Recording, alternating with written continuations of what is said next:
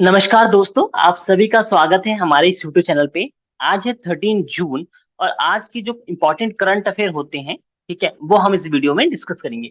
ये जो current affair है दोस्तों, ये इम्पोर्टेंट है UPSC, PCS, SSC, CGL, railway, TDS, NDA और बाकी वनडे एग्जाम्स के लिए। तो चलिए स्टार्ट करते हैं। ठीक है, जो हमारा सबसे पहला क्वेश्चन है दोस्तों, वो है India New Zealand round table meeting के बारे में। तो ये क्यों है न्यूज में? बिकॉज ये पहला राउंड टेबल ज्वाइंट मीटिंग है बिटवीन इंडिया एंड न्यूजीलैंड। ठीक है, ये क्या है? पहला राउंड टेबल मीटिंग है इंडिया, ठीक है, एंड न्यूजीलैंड के बीच में, इसलिए ये न्यूज में है। इंडिया एंड न्यूजीलैंड के बीच में है। और ये किस चीज के लिए क्या है? ये बेसिकली है आपका इंडस्ट्री इंडस्ट्री एसोसिएशन बोथ। ठीक है, मतलब बेसिकली जो इंडस्ट्रीज होती है, इन लोगों ने जो इंडस्ट्रियलिस्ट होते हैं, इन लोगों ने पार्टिसिपेट किया था इसके अंदर। ठीक है, इस मीटिंग को जो चेयर किया था, जो हेड इस मीटिंग को जो लीड किया था, वो किया था हमारे additional secretariat department of commerce के, प्लस हाई कमिश्नर न्यूजीलैंड की। ठीक है, इस मीटिंग का जो उद्देश्य था, जो एम था, वो था हाई पोटेंशियल, ह्यूज पोटेंशियल को आइडेंटिफाई करना। ठीक है, इंडिया और न्यूजीलैंड के बीच में। ठीक है, कि कौन कौन से एरिया है जहां पे हमारे पास बहुत हाई पोटेंशियल है, जहां पे हम एक दूसरे की इकोनॉमी में कंट्रीब्यूट कर सकते हैं। ठीक है, इन्हांस करना हमारे इकोनॉमिक रिलेशंस को। ठीक है, समझ में आ गया? तो ये जो first round table joint meeting था, इंडिया न्यूजीलैंड के बीच में हुआ था। और ये बेसिकली जो इकोनॉमिक इन्हांसमेंट था, उसके लिए बेसिकली ये मीटिंग था। ठीक है, चलिए हम मूव करते हैं अपने सेकंड न्यूज के ऊपर। तो जो सेकंड न्यूज है वो है electronically transmitted postal ballot system for NRI. ठीक है, अब इसका मतलब क्या हुआ? इसका मतलब ये हुआ, जो एनआरआई है, ठीक है, एनआरआई लोग हैं, ठीक है, जो लोग इंडियन है और यूके, यूएसए, विदेशों में रहते हैं, है ना, वो कैसे अपने वोट को डाल सके इंडिया में। ठीक है, तो इनके लिए एक सिस्टम को डिजाइन किया गया है जिसका नाम है electronically transmitted postal ballot system. ठीक है, अब जो चीफ इलेक्शन हमारे चीफ इलेक्शन कमिश्नर है, ठीक है, इन्होंने बोला है कि ये बिल्कुल रेडी है, इलेक्शन कमीशन बिल्कुल रेडी है, ठीक है, इसको इंट्रोड्यूस करने के लिए।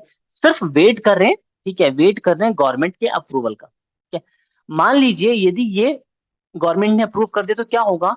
इससे ये होगा कि 1.3 करोड़, ठीक है, जो इंडियंस हैं, जो आउटसाइड इंडिया रहते हैं, ठीक है, वो अपना वोट बेसिकली इस टेक्नोलॉजी की हेल्प से डाल सकते हैं। ठीक है, इनको यहाँ पे आने की जरूरत नहीं पड़ेगी, वो वहीं बैठे बैठे अपने वोट को डाल सकते हैं और इलेक्शन में पार्टिसिपेट कर सकते हैं। ठीक है, आई होप ये आपको समझ में आ गया हो। ठीक है, चलिए मूव करते हैं हमारे थर्ड क्वेश्चन पे। ठीक है, जो हमारा थर्ड क्वेश्चन है वो है गिलगिट मनुस्क्रिप्ट के बारे में। ठीक है, गिलगिट मनुस्क्रिप्ट के बारे में। ठीक है, गिलगिट मनुस्क्रिप्ट न्यूज में इसलिए है क्योंकि अभी रिसेंटली क्या हुआ है, जो हमारे मिनिस्टर ऑफ स्टेट है फॉर एग्रीकल्चर, है ना, इन्होंने इनोग्रेट किया था एक एग्जीबिशन को अंडर आजादी का अमृत महोत्सव। आपको पता है आजादी का अमृत महोत्सव चल रहा है अभी देश में हमारे, है ना। इसके अंदर एक एग्जीबिशन को लॉन्च किया था, मतलब एक इनोग्रेट किया था, जिसका थीम है, जिसका टाइटल है हमारी भाषा हमारी विरासत। ठीक है, और इसी के अंदर मनुस्क्रिप्ट को, गिलगिट मनुस्क्रिप्ट को दिखाया गया है, इस एग्जीबिशन में दिखाया गया है, इसलिए ये इंपॉर्टेंट न्यूज में आ जाता है। अब इसका दिखाने का रीजन क्या है, क्यों ये है दिखाया गया है? बिकॉज जो गिलगिट मनुस्क्रिप्ट है, ये जो गिलगिट मनुस्क्रिप्ट है, ये ओल्डेस्ट सर्वाइविंग मनुस्क्रिप्ट है। जो हमारे पास जितने भी मनुस्क्रिप्ट हैं हमारे पास इंडिया में, उसमें से सबसे ओल्डेस्ट मनुस्क्रिप्ट ये है। ये फिफ्थ और सिक्स सेंचुरी के मनुस्क्रिप्ट है बेसिकली। ठीक है, इसलिए ये इंपॉर्टेंट हो जाता है। जिनको नहीं पता मनुस्क्रिप्ट के बारे में, manuscript basically hand written stories होती हैं, ठीक है, एशियन टाइम की। ठीक है, जो एशियन टाइम होता है, और ये किस पे लिखा जाता है? ये जो आपके ट्रीज के पत्ते होते हैं, लीफ होते हैं आपके, है ना, जो लीफ होते हैं, ठीक है, और जो ये ट्री होते हैं, ये जो ट्री है ना, ट्री का जो छाल होता है, ये पेड़ का, है ना, ये छाल होता है, ये छालों पे लिखी जाती है। ठीक है, और इसके अंदर हिस्ट्री, जो एशियन टाइम की हिस्ट्री होती है, किंग की विक्ट्री हो गई, ठीक है, रिलीजियस के बारे में लिखा होता है, साइंस के बारे में लिखा होता है, उस टाइम का लोग क्या करते थे उसके बारे में इस पे लिखा होता है बेसिकली। ठीक है, तो आई होप ये आपको समझ में आ गया हो। चलिए मूव करते हैं हमारे नेक्स्ट क्वेश्चन के ऊपर।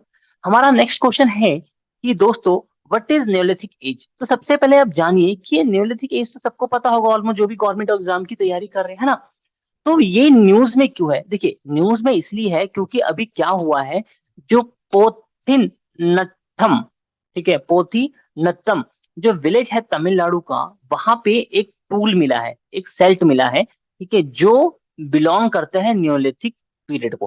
ठीक है, तो बेसिकली जो न्योलिथिक पीरियड होता है, आपको पता है हमारे पास तीन एज होते हैं, स्टोन एज है, ठीक है, तीन, हमारे पास तीन, पैलेयोलिथिक, मेसोलिथिक एंड न्योलिथिक। तो जो न्योलिथिक स्टोन एज होता है वो सबसे ज्यादा मॉडर्न स्टेज है स्टोन का, स्टोन एज में, ठीक है, न्यू स्टोन एज जिसको बोलते हैं, ठीक है। तो जो एशियन टाइम था, ठीक है, जो स्टोन एज था, जो एशियन टाइम था, एंशियंट टाइम था, वहां पे जो ह्यूमन में सबसे एडवांस टेक्नोलॉजी जहां पे इंट्रोड्यूस हुई, ठीक है, चाहे वो जो एडवांस टूल इंट्रोड्यूस करना, पत्थरों को बहुत अच्छे शेप देना, उसको डिजाइन करना, ये सब न्योलिथिक एज में होता था। ठीक है, ठीक है, तो न्योलिथिक एज समझ में आ गया आपको कि जो सबसे एडवांस स्टोन एज था उसको बोलते थे न्योलिथिक स्टोन एज। ठीक है, इसका टाइम पीरियड यदि मैं आपको बताऊं तो 10,000, ठीक है, 10,000 बीसी से लेके 2200 बीसी, ये बेसिकली आपका न्योलिथिक एज है। ठीक है, अब सेल्ट क्या होता है? सेल्ट जैसे मैंने बताया, सेल्ट मिला है यहाँ पे ना, न्यूक्लिक एज का सेल्ट मिला है इस गांव के अंदर।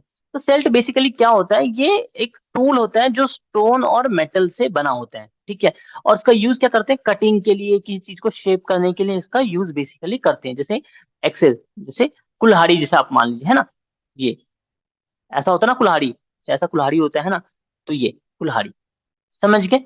चलिए, ठीक है, इसके बाद हमारा जो लास्ट न्यूज है आज का, वो है टैक्टिकल लैन रेडियो। ठीक है, अभी क्या हुआ है ना, इंडियन आर्मी ने इंडियन आर्मी ने साइन किया है contract Astrome tech private limited, ठीक है, ऑस्ट्रोम टेक प्राइवेट लिमिटेड के साथ। ठीक है, ये एक बेंगलुरु बेस्ड कंपनी है, इंडियन कंपनी है, ठीक है, कि एक आप मेड इन इंडिया, इंडिया से डेवलप करो हमारे लिए टैक्टिकल लैन रेडियो, ठीक है, टैक्टिकल लैन रेडियो को डेवलप करो। अब जो टैक्टिकल रैन जो लैन रेडियो होता है, बेसिकली क्या था, ये वॉकी टॉकी जैसा होता है ना, ऐसा एक रेडियो होता है जो बेसिकली जो आर्मी के जवान होते हैं, जो आर्मी होती है, वो जो यूनिट्स होती हैं, जो बटालियन होती हैं, वो आपस में कम्युनिकेट करती हैं इससे। मतलब जब जब वॉर जब होता है ना, जब हम कुछ ऑपरेशन कर रहे होते हैं, ठीक है, हम कहीं ऑपरेशन कर रहे हैं कहीं, ठीक है, जैसे कश्मीर में मान लीजिए ऑपरेशन कर रहे हैं, या हमारे अरुणाचल साइड ऑपरेशन कर रहे हैं कुछ, है ना, तो वहां पे वो करने के लिए बेसिकली, आपस में बातचीत करने के लिए, ये बेसिकली वायरलेस होता है, ठीक है, वायरलेस होता है, और ये कम्युनिकेशन प्रोवाइड करता है। ठीक है, अब ये जो इन्होंने कॉन्ट्रैक्ट दिया है, ये किसके तहत दिया है? आपको पता है बहुत सारे फ्रेमवर्क्स होते हैं जिसके अंदर इनको अलाउड होते हैं। तो ये डेक्स फ्रेमवर्क, याद रखिएगा, ये इंपॉर्टेंट है, डेक्स फ्रेमवर्क। ठीक है, तो डेक्स क्या है?